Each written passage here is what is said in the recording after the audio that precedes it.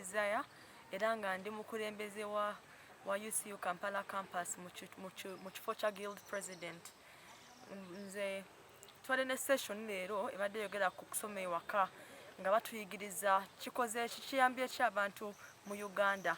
Nze mu kulaba kwange okusomera ewaka kintu kirungi kubanga tuganye tekikomezaawo okwagala kw'abazadde eri abaana. Kyo kirungi omuntu akyogera otyo. N'ekirungi ekituufu ekiri mu kifo kino nti nze mu kulaba okwange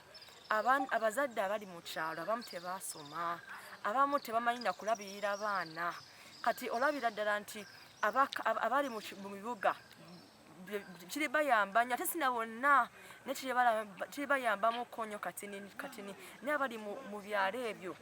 ekijja mu kifo kiri nti omwana azuuka ku makya omuzadde ye yakula amanyi nti omwana waazuukuka alina genda ku luzzi kusena amazzi alina kukomawo kwoza bintu omuzadde kyakulanga alaba kati omugambo otya nti maama nenda wa neighbor kusaba ku simu ntuule nsome ekitabo balabanga omwana kiraka alina akajjanjo.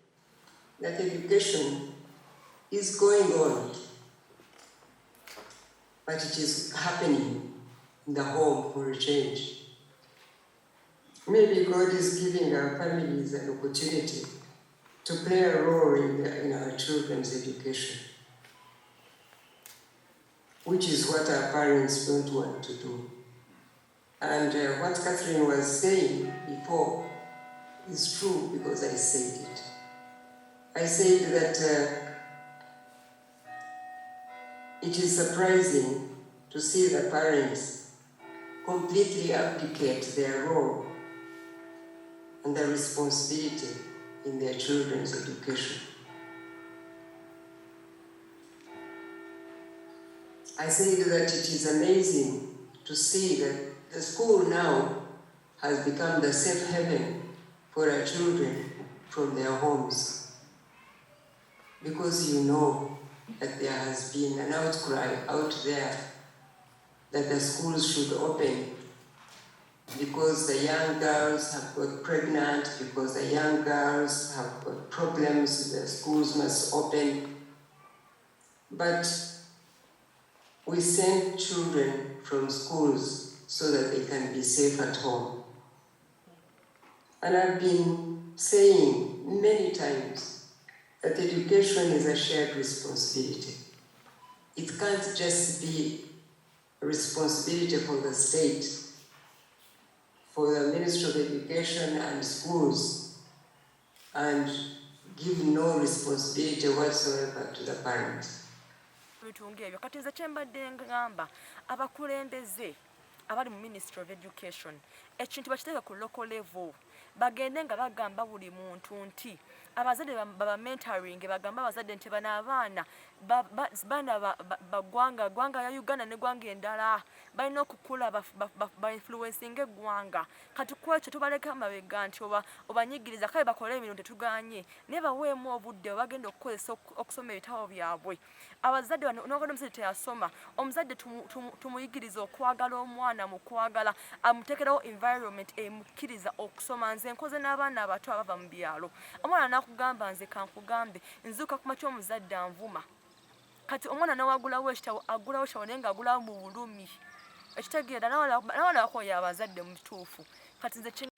nze ndaba nti n'abaana abamu bakooya abazadde si nti baba bakooya bubi naye nabo bali mu kunyigirizibwa kungi kati emotions z'abaana no ziri so high. Parents abazadde batanze okulaba ebizibu by'abaana n'abaana balaba ebizibu by'abazadde kati kyeŋŋamba ba local councils ba church leaders buli muntu alina obuvunaanyizibwa newankubadde oli neighbor mwekuŋŋaanye mwegambe ebigambo ebikuza abazadde okwagala omwana omuteekerako environment emukkiriza okusoma okuwangula okuloota nti naye asobola okubeera omuntu ow'omugaso kw'eno eggwanga. We tukola ekyo n'ab'ekyo abajja kwaki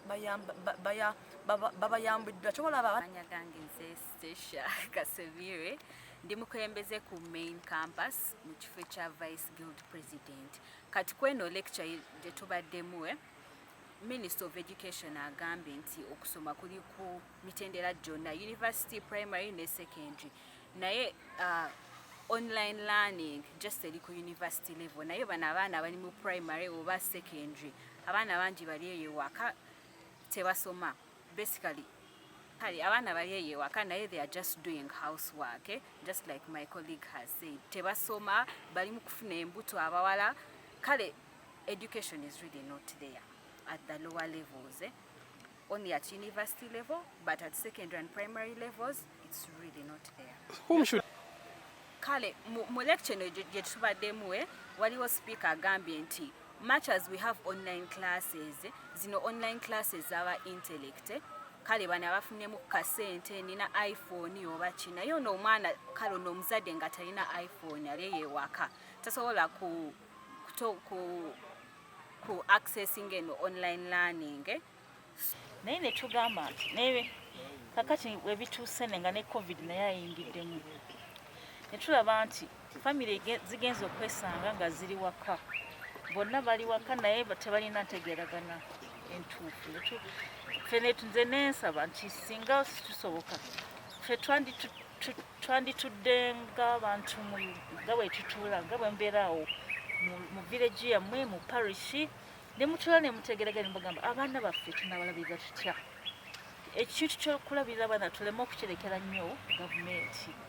tuleme okukirekera nnyo amasomero ako abantu bekutte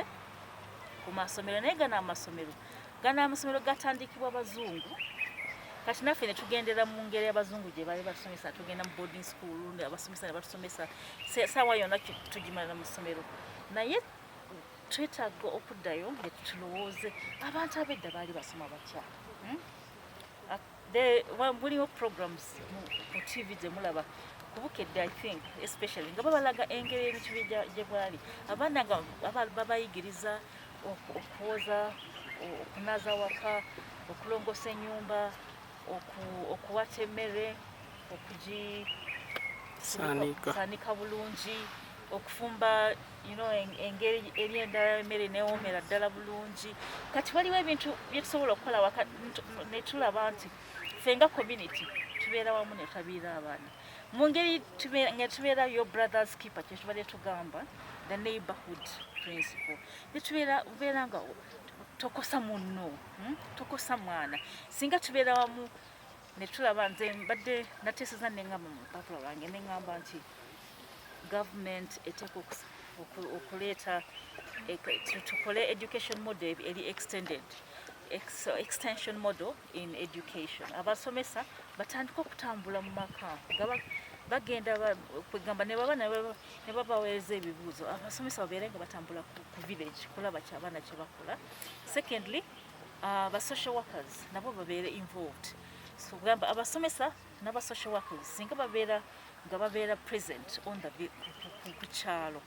basobola okuba nga bawulirako ku bintu abaana bye bayitamu ne bategeezako n'aba parents and aba LCs ne ba elders how to